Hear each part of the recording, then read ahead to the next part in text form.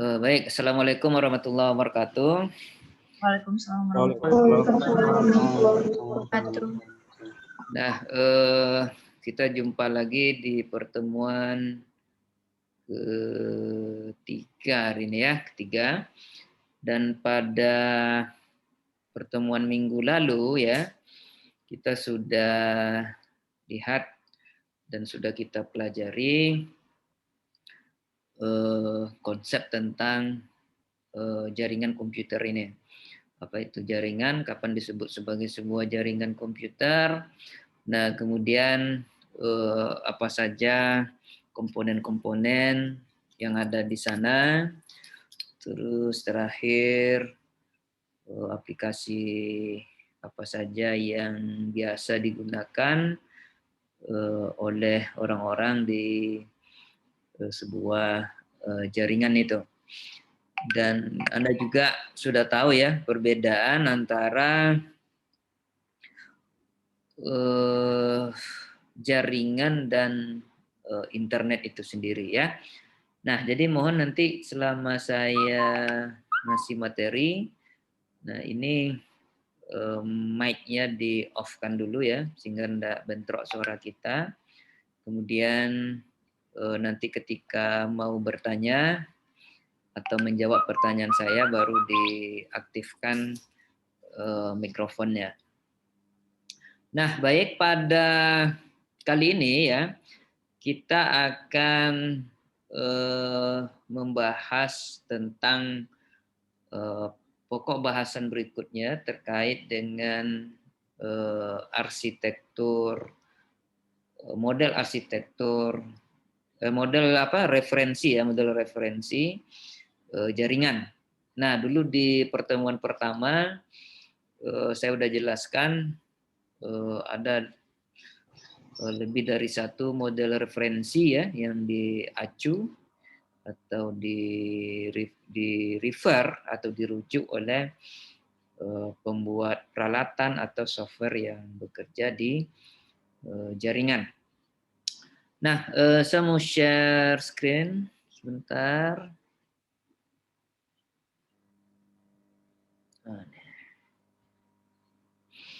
Sudah terlihat? Bisa lihat? Sudah, Pak. Sudah, Pak. Oke. Nah, pertama kita lihat model referensi OSI dulu ya, Open System Interconnection. Nah, sebelum kita masuk ke model ini, nah kita lihat dulu sedikit tentang sejarah jaringan itu seperti apa ya. Nah, pada tahun 1950-an ya. Nah, itu seperti cerita kita minggu lalu ya. Ini komputernya serba standalone ya, bekerja masing-masing. Nah, kemudian pada tahun 1960-an ya, ini Department of Defense ya, Amerika. Nah, ini tertarik dia dengan hasil riset pada waktu itu tentang jaringan point to point. Bagaimana satu komputer itu bisa dia terhubung dengan satu komputer yang lain ya. Nah, dia melihat bahwa hasil riset ini punya potensi ya, punya potensi sebagai alat pertahanan negara mereka.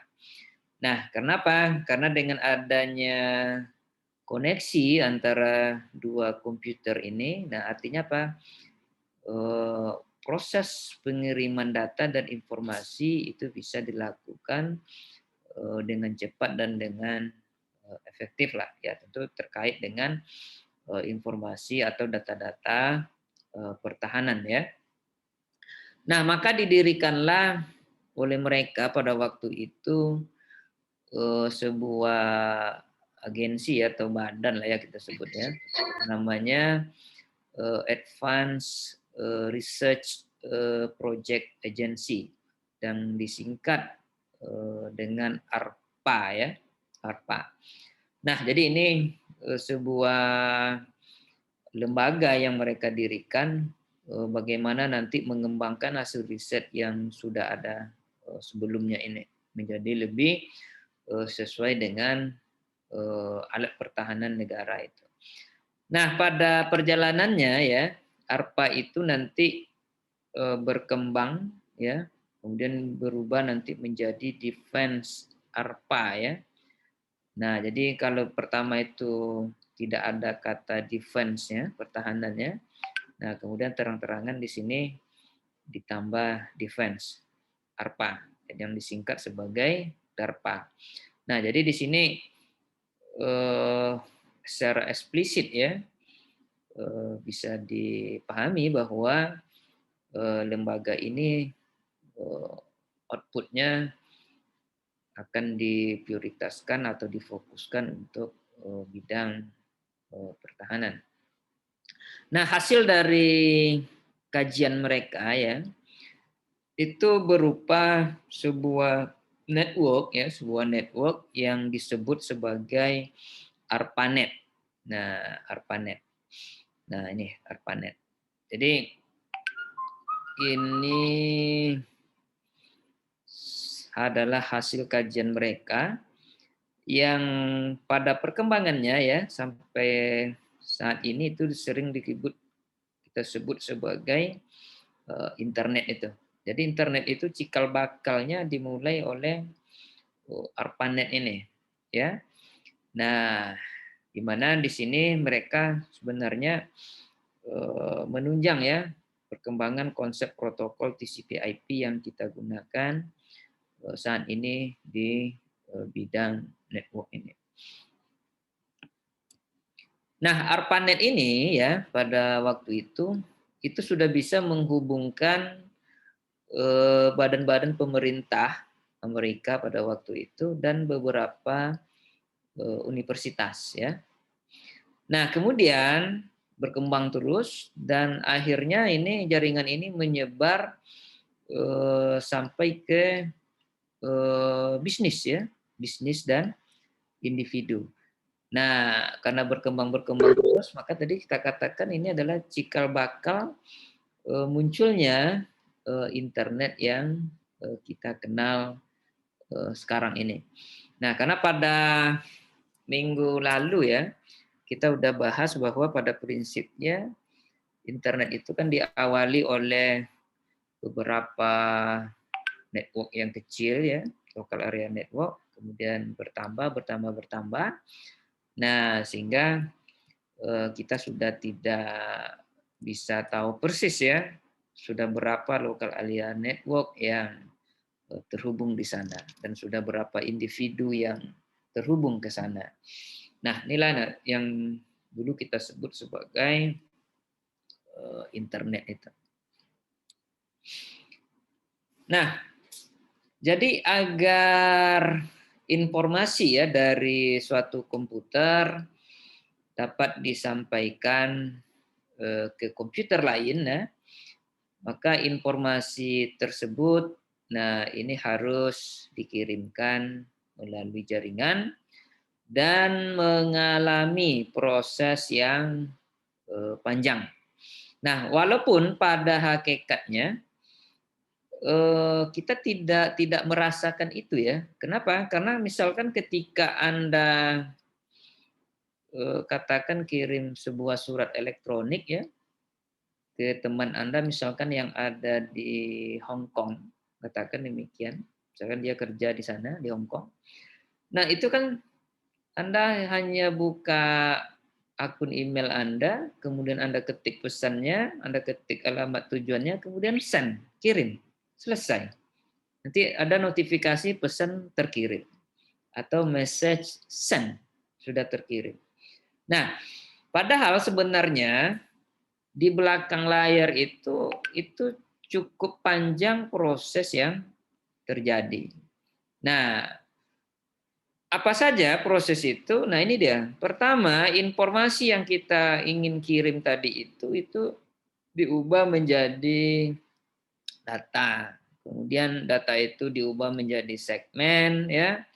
Kemudian segmen ini nanti kita sebut sebagai paket, berubah menjadi frame, dan terakhir menjadi bit ya, bit-bit data yang nanti inilah yang akan kita kirimkan melalui jaringan ini. Nah, jadi Anda bisa lihat di sini ya bahwa perubahannya cukup panjang. Informasi, data, segmen, paket, frame, baru menjadi bit, setelah bit ini baru dikirimkan melalui jaringan. Nah, inilah proses ya yang terjadi di komputer pengirim. Nih. Nah, bagaimana di komputer penerima? Ya. Nah, ini terjadi proses kebalikannya. Nah, jadi kalau di penerima nanti yang diterimanya dalam bentuk bit, kemudian diubah menjadi frame, berubah menjadi paket, kemudian segmen, data. Nah, terakhir berubah kembali menjadi informasi yang sama seperti dikirimkan oleh pengirim. Nah, jadi itu secara garis besar ya, untuk mudah dipahami beberapa proses yang terjadi baik di sisi pengirim maupun penerima. Nah, untuk mempermudah pengertian ya, penggunaan dan desainnya serta untuk keseragaman di antara vendor dan developer. Nah, ini International Standard Organization ya, yang disingkat ISO. Ini adalah organisasi yang membuat ya standar internasional sehingga nanti siapapun negara manapun ketika dia mengacu pada standar yang ada, tentu yang dibuatnya itu bisa kompatibel sesuai dengan siapapun yang juga mengacu pada standar ini. Nah, jadi ISO ini dia membuat sebuah model referensi yang disebut sebagai Open Systems Interconnection atau disingkat sebagai OSI. Nah, jadi OSI ini adalah sebuah model ya, sebuah standar yang dibuat oleh organisasi ISO ini. Nah, yang memberikan nanti rujukan tentang jaringan komputer itu. Nah, sehingga siapapun di dunia ini, orangnya atau pabriknya atau programmernya yang membuat peralatan, yang membuat program yang bekerja di jaringan, nah maka dia akan kompatibel ya, dia akan bisa bekerja dengan peralatan atau program yang dibuat oleh orang lain. Nah, pada OSI ya, proses pengolahan data ini dibaginya menjadi 7 lapisan atau yang nanti sering kita sebut sebagai layer ya. Nah, di mana masing-masing layer itu nanti memiliki fungsi tersendiri. Nah, nanti kita lihat apa saja fungsi pada masing-masing layer itu, kemudian layernya apa saja. Nah, kenapa model referensi OSI ini itu dia buat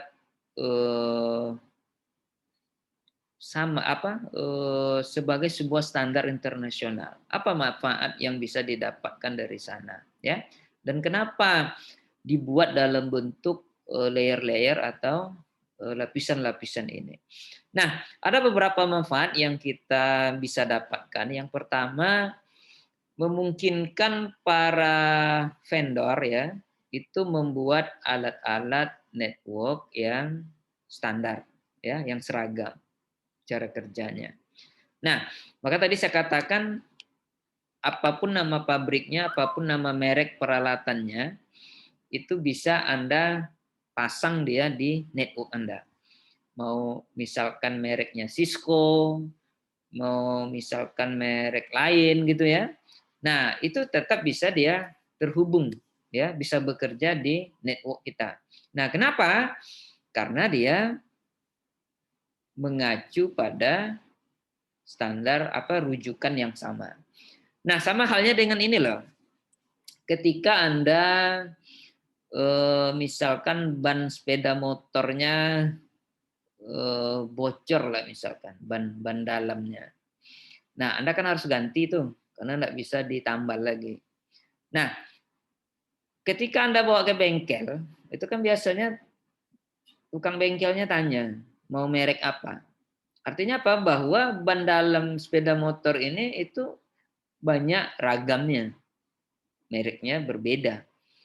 Nah, tetapi apapun mereknya, dengan harga yang berbeda itu, tetap bisa dipasang pada ring sepeda motor Anda. Kenapa? Karena semua pabrik yang membuat ban tadi itu mengacu pada standar yang sama, bahwa diameternya misalkan ya sekian. Nah, jadi ketika dia mengacu pada sumber yang sama, jadi siapapun yang buat, apapun mereknya pasti ukurannya sama. Nah, jadi begitu juga di jaringan ini.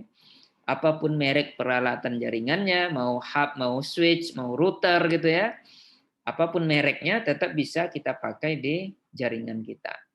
Nah, beda dulu. Dulu sebelum standar ini ada ya, sebelum standar OSI ini ada, itu kalau Anda buat sebuah network ya, sebuah jaringan komputer, misalkan pakai produk X ya, merek X. Nah, kalau ini terjadi ya pada waktu itu, maka ketika Anda mau menambah peralatan di network Anda, misalkan komputernya bertambah, maka harus Anda hubungkan ke jaringan Anda. Nah, maka Anda harus membeli merek yang sama. Jadi kalau di awal Anda sudah bangun jaringan pakai hub X mereknya, maka nanti kalau Anda mau tambah hub lagi, harus merek X juga. Kenapa? Karena kalau Anda pakai merek Y, nanti dia nggak bisa jalan di network Anda. Nah, kenapa? Karena cara kerjanya, karena protokol yang dia pakai, karena aturan yang berlaku di sana itu berbeda satu dengan yang lain. Nah, karena pabriknya beda dan punya standar yang berbeda. Nah, tapi dengan adanya model referensi OSI ini, nah ini yang pertama ini bisa kita penuhi nih. Jadi walaupun vendornya, pabriknya berbeda, alat-alatnya tetap standar. Dia tetap bisa bekerja satu dengan yang lain, ya seperti itu. Nah, kemudian yang kedua, memungkinkan fasilitas modular engineering. Nah, modular engineering ini ketika perubahan di satu lapisan terjadi ya, maka dia tidak mengganggu lapisan yang lain. Jadi modular engineering itu seperti apa ya? Seperti Anda buat program inilah. Misalkan yang Anda bisa bandingkan ketika Anda buat program mulai dari perintah pertama sampai perintah terakhir itu satu program saja ya. Satu apa istilahnya tuh? Satu ya, mulai dari perintah pertama terus Anda ketik sampai perintah terakhir. Ya. Ini untuk native ya, native programming. Kalau sekarang kan udah jarang nih pakai native programming. Nah, bandingkan dengan ketika Anda buat program itu sudah menggunakan fungsi-fungsi ya atau objek-objek gitu. Nah, kalau yang pertama ketika berubah di satu baris misalkan ya, maka ini berpengaruh pada baris lain. Tapi ketika Anda sudah membuat dia dalam bentuk fungsi-fungsi, ini fungsi untuk mengatur misalkan kerja X, ini fungsi untuk mengatur kerja Y. Nah, kalau ada yang perlu diubah, misalkan skripnya itu di kerja X, maka ketika Anda ganti di X, Y-nya enggak ada perubahan. Dan Anda hanya fokus melakukan perubahan itu pada fungsi X saja. Nah, ini namanya kita sebut sebagai modular engineering. Nah, sama halnya ketika kita punya bangunan rumah misalkan ya. Nah, ini bisa modular engineering juga nih contohnya. Nah, ketika Anda bangun rumah, kan nggak mesti tukang itu harus bangun semuanya. Mulai dari pondasinya, kemudian dia atapnya, kemudian dia yang buat jendelanya, dia buat pintunya, kan enggak. Tetapi dia ada semacam modular engineering juga. Yang pintu bagiannya. Kemudian yang jendela, yang kusen, kan gitu. Nah, sehingga apa? Tukang tembok itu dia hanya fokus pada kerja tembok. Tukang jendela, dia kerjanya fokus pada jendela. Ketika ada perubahan pada jendela, Anda tinggal bawa ke tukang jendela. Tukang tembok dia enggak pengaruh, dia tetap buat tembok aja kerjanya. Nah, seperti itu. Nah, yang ketiga, memungkinkan berbagai peralatan jaringan dan software yang berbeda dapat berkomunikasi. Nah, ini ada kaitannya tadi dengan yang pertama. Kemudian yang keempat, mempermudah ya cara kita mempelajari jaringan. Kenapa? Karena dengan adanya modular engineering ini, kalau Anda hanya fokus pada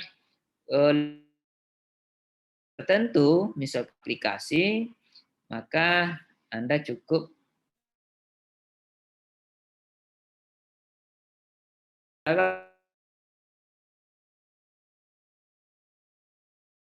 switch, switch, ya, maka Anda hanya perlu fokus pada layer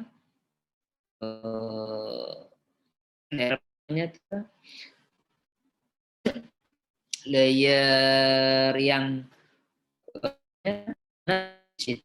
bekerja, ya, itu bekerja. Nanti ada namanya istilahnya kita sebut layer data link. Nah, jadi Anda hanya fokus pada layer itu saja. Anda tidak perlu lihat layer yang lainnya.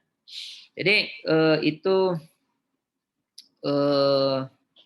beberapa ya manfaat yang bisa kita dapatkan dengan adanya model referensi OSI ini. Kira-kira ada pertanyaan sebelum saya lanjutkan? Dio, ada pertanyaan? Dio Enrico? Tak ada, Pak. Ini kayaknya bisnis dan Dio nih. Ada pertanyaan Dio? Tak ada, Pak. Ada, ya. Kayaknya nih ada bisnis nih ya. Ya mudah-mudahan lancar bisnisnya. Nah, kita lanjut. Nah, inilah 7 network ya, 7 network, 7 layer yang kita bicarakan tadi. Jadi model OSI ini dia punya 7 lapisan atau 7 layer. Nah, apa saja? Layer pertama yang kita sebut sebagai layer fisikal ya. Nah, atau lapisan fisik, physical layer.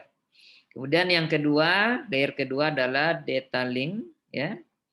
Layer ketiga network, layer keempat transport, layer kelima session, layer keenam presentation, dan layer ketujuh application. Jadi ada 7 layer di model referensi OSI ini.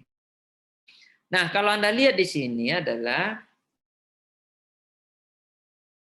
ini apa? Layer apa? Mutiara. Layer apa paling atas Mutiara? Application, Pak. Hah? Application. Layer apa? Application. Oh. Application. Nah, layer paling atas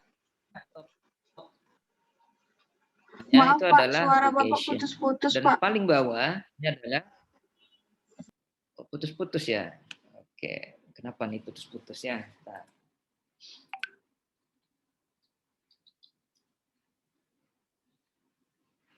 Oke. Udah bisa? Udah bagus? Sudah, Pak. Udah, oke. Nah, jadi top level layer, nah ini application, presentation ya, ini paling atas ini. Kemudian paling bawah itu adalah physical layer. Nah, physical layer ini kalau kita lihat karakteristiknya ya, itu adalah layer yang paling dekat dengan ini, media jaringannya. Waktu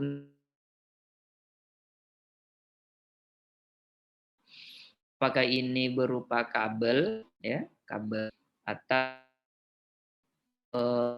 network. Nah, jadi dengan media jaringannya adalah physical layer. Nah, ini yang siap nanti dikirimkan melalui ini kabel ini misalnya. Nah, ya. Nah, yang paling atas ya application layer ini adalah layer yang paling dekat dengan user. Nah, nih, paling user. Anda kan kerjanya kan menggunakan komputer nih. Nah, jadi application layer ini adalah layer yang paling dekat dengan pengguna, ya, dengan pengguna. Nah, Anda bisa lihat di sini bahwa perubahan itu terjadi seperti ini. Dari tadi informasi, data, kemudian ketika sampai di layer transport, ini kita kenal istilahnya sebagai segmen. Kemudian di lapisan network, ini istilahnya nanti kita sebut paket ya. Kemudian di data link ini nanti berubah menjadi frame ya. Kemudian ketika sampai di physical layer, nah ini berubah menjadi bit. Nah, 01 itu. Ya. Nah, ketika ini jadi bit, nah maka ini siap untuk dikirim ke media jaringan ini. Nah, ini yang terjadi di komputer penerima. Pengirim. Nah, di komputer penerima seperti yang kita katakan tadi, ini terjadi proses kebalikannya. Jadi dia terima dalam bentuk bit lagi oleh physical layer, ya. Kemudian diteruskan ke data link, ini berubah jadi frame, dia teruskan ke network, paket, transport segmen, kemudian diteruskan ke session, terus diberikan ke presentation, nah terakhir di application. Nah, ketika sampai di application, maka di sini user bisa melihat pesan apa yang dikirim oleh pengirim tadi. Jadi kalau kita lihat arus pengirimannya mulai dari sini ya, bergerak ke bawah ini. Nah, kemudian masuk ke media. Nah, nanti diterima oleh penerima dan nanti ketika sudah sampai di sini ini siap untuk dibaca atau diterima oleh penerimanya. Ya, seperti itu.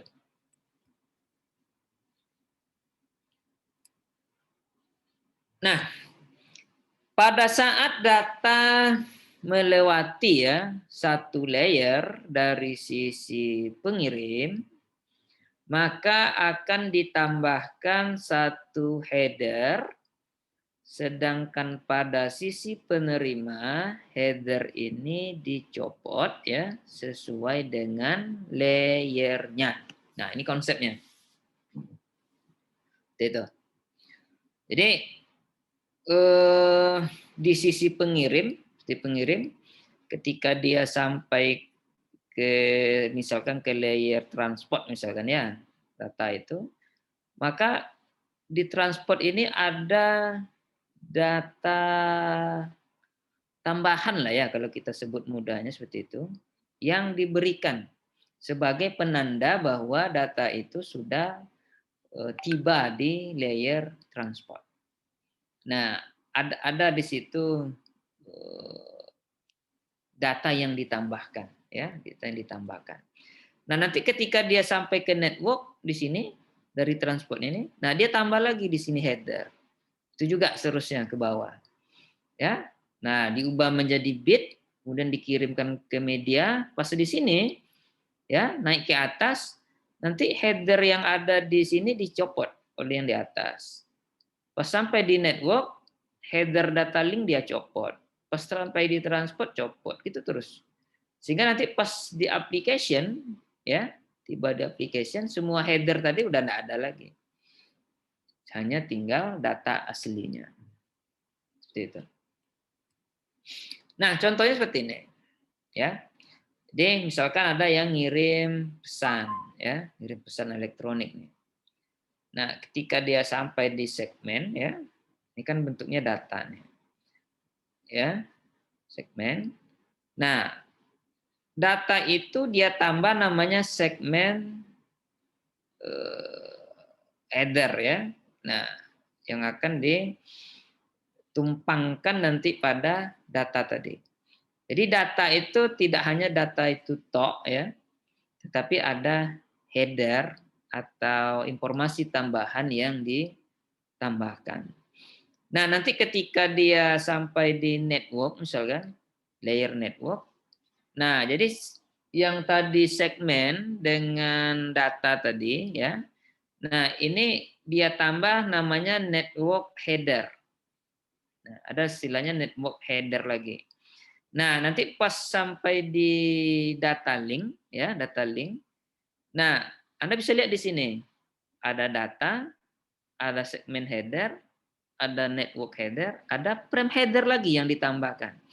Nah, di data link ini tidak hanya header dia tambah, tapi ada trailernya juga. Jadi ada kepala, ada ekor. Nah, jadi fungsinya apa? Nanti kita lihat. Nah, ini khusus untuk data link. Jadi tidak hanya header dia tambah, tapi ada header dan trailer. Nah, baru nanti ketika sampai di physical layer, nah ini diubah menjadi bit-bit ini. Wah, ini bit. Nah, di sisi penerima, ya, di sisi penerima. Nah, ini sama dan terjadi kebalikannya tadi.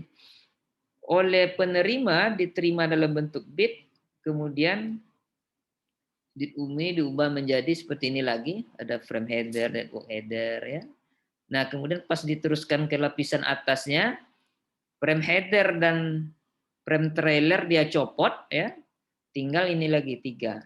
Diteruskan ke atas lagi, network headernya dicopot, tinggal segmen header. Teruskan ke atas lagi, segmen header dicopot, hanya tinggal data lagi. Nah, data inilah nanti yang diterima oleh penerima. Nah, jadi Anda bisa lihat ini di sisi pengirim ada penambahan header di setiap layernya. Kemudian di sisi penerima, header itu dicopot ketika dia sampai ke layer di atasnya. Nah, sehingga nanti hanya tinggal data saja. Nah, analoginya gini loh header itu. Anda biasanya kalau ngurus surat ke fakultas, surat apa aja biasanya? Coba yang pernah ngurus surat ke fakultas. Biasanya surat apa Anda urus biasanya? Aktif kuliah, Pak. Nah, surat aktif kuliah misalkan. Kalau dia ngurus surat aktif kuliah. Nah, jadi ketika Anda masukkan permohonan ke loket itu, Anda tulis mungkin nama Anda, NIM Anda, atau Anda isi dari aplikasi SIP itu kan. Nah, jadi oleh pegawai di dekanat itu, nah dia nanti ketika ada permohonan Anda itu dia akan ketik dia print suratnya itu. Mereka kan udah punya template itu, hanya tinggal ngasih nama Anda, NIM, kemudian mungkin nama orang tua mungkin ya kalau ada. Nah, ketika itu udah di-print ya, udah di-print suratnya, udah jadi. Nah, itu kan tidak langsung ditandatangani misalkan oleh dekan atau wakil dekan di situ. Kan? Nah, tetapi apa? Surat itu dikasih dulu ke Kasubag kemahasiswaan misalkan. Nah, oleh Kasubag kemahasiswaan nanti dia cek. Ini udah benar belum? Nah, ketika udah benar dia akan paraf di surat itu. Dia kasih parafnya di surat itu. Nah, ketika ini sudah dia paraf, surat itu dikasih ke Kaba, ya, ke Kaba. Nah, nanti Kaba lihat, oh ini udah ada paraf dari Kasuba, berarti udah ada dicek datanya, NIM-nya, berarti ini udah benar dan dia sudah bayar SPP kan gitu. Nah, nanti Kaba dia paraf lagi, kasih paraf lagi bahwa ini udah benar. Nah, baru nanti surat itu dikasih ke dekan atau wakil dekan, baru ditanda tangan. Nah, dekan dan wakil dekan pun cek di situ. Oh, ini udah diparaf, berarti udah benar. Dia cek lagi suratnya, oke, dia tanda tangan. Dia kasih tanda tangan di situ. Nah, jadi kalau kita balik ke sini ya, ke sini. Jadi suratnya itu adalah datanya, kemudian informasi tambahan tadi atau header tadi itu yang kita sebut sebagai paraf-paraf tadi. Jadi pas sampai ke Subah ada paraf lagi. Pas sampai ke Kaba ada paraf lagi. Nah, ini adalah data tambahan atau informasi tambahan yang diberikan pada data aslinya. Data aslinya adalah suratnya. Seperti itu. Nah, jadi itu bisa kita ambil sebagai analogi untuk header tadi ya, atau data tambahan tadi. Nah, di sini konsep penempatan data di balik suatu header atau trailer itu ya untuk tiap layer ini disebut istilahnya nanti sebagai enkapsulasi ya. Nah, jadi istilahnya apa? Dibungkus dia. Nah, data itu dibungkus. Tidak hanya datanya ada di situ, tetapi juga ada header, ada trailer. Nah, makanya disebut di sini sebagai enkapsulasi. Anda pernah lihat kapsul kan? Pernah kan? Obat kapsul itu. Nah, itu kan bisa Anda isi di dalamnya itu apa saja. Nah, jadi proses pembungkusannya ini kita sebut sebagai enkapsulasi. Oke. Nah, kira-kira ada pertanyaan, silakan.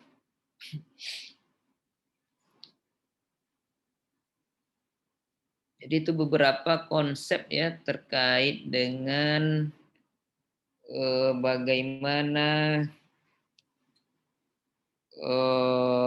layer OC itu bekerja ya dalam mengirimkan data dari satu komputer ke komputer yang lainnya. Oke, silakan. Siapa nih yang mau bertanya? Diskusi. Karena kalau saya sendiri yang ngomong nanti ngantuk Anda di situ. Saya mau bertanya. Oke, siapa nih? Agnes. Ya, silakan, Agnes. Kalau yang disebut dengan paket kuota internet itu, apakah paket dalam bagian network, Pak? Paket kuota internet itu kan istilah saja. Beda. Beda, Pak. Jadi paket yang kita bicarakan di sini itu adalah bentuk data yang sudah dienkapsulasi tadi. Nah, jadi tadi kan kita sudah katakan bahwa ketika komputer A ngirimkan data ke komputer B, itu yang bergerak dari layer ke layer itu kan tidak hanya data, tapi ada informasi tambahan yang kita berikan. Nah, ada tadi namanya apa aja headernya? Tadi masih ingat? Ada segmen header kan? Frame header, Ada apa lagi tadi? data header, Pak. Nah, seperti itu.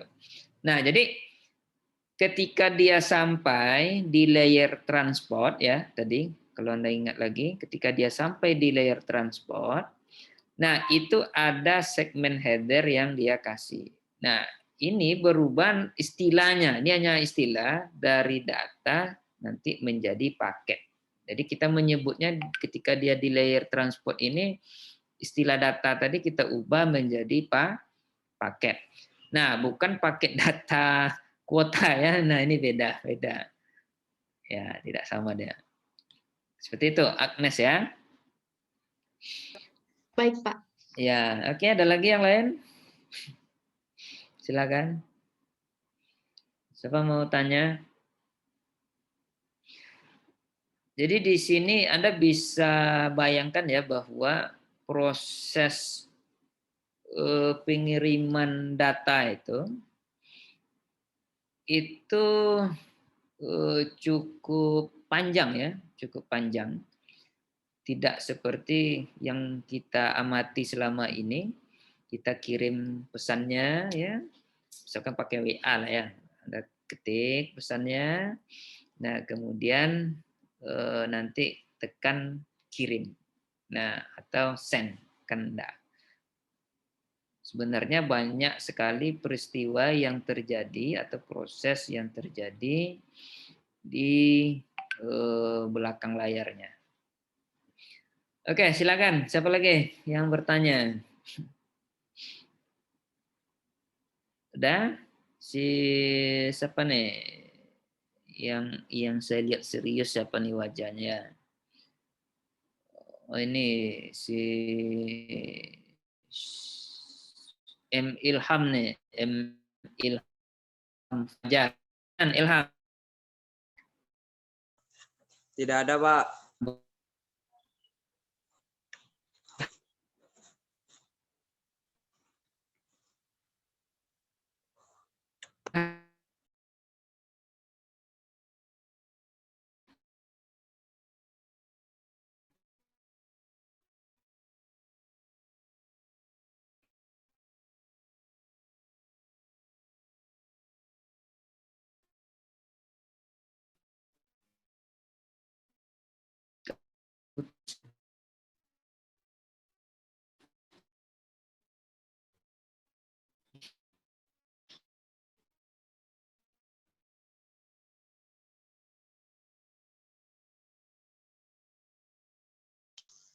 Bapak lift Nadia hostnya. Admit orang nak. Nadia, admit Nat. Nadia. Admit yang telat tadi. Cepat Nat, gas Nat. Nadia. Nggak usah cari masalah. Ini lagi nge-record. Bapak keluar loh. Ayolah lagi nge-record nih, Khairil. Halo? Ya, Pak. Bisa dengar suara saya? Putus tadi jaringannya. Ya Pak, suara Bapak. Siapa? Ya, ini Putus, Pak. ada masalah kayaknya. Oke, ya. Ada pertanyaan silakan. Ilham enggak ada, si Imanda. Imanda ada pertanyaan? Nggak ada, Pak. Ada. Nah, ini backgroundnya bagus ya. Ya, oke.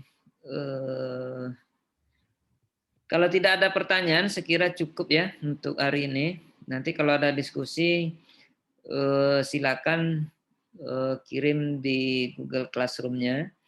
Di situ bisa bertanya, nanti saya jawab sehingga yang lain juga bisa tahu apa pertanyaannya, kemudian apa jawabannya, ya.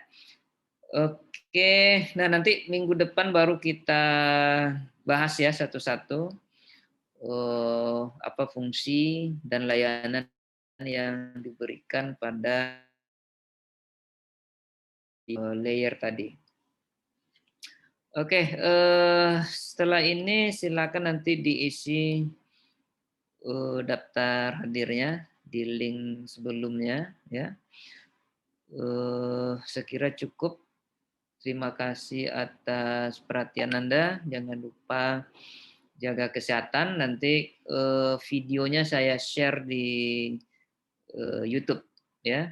Nanti saya kasih linknya. Terima kasih. Assalamualaikum warahmatullahi wabarakatuh.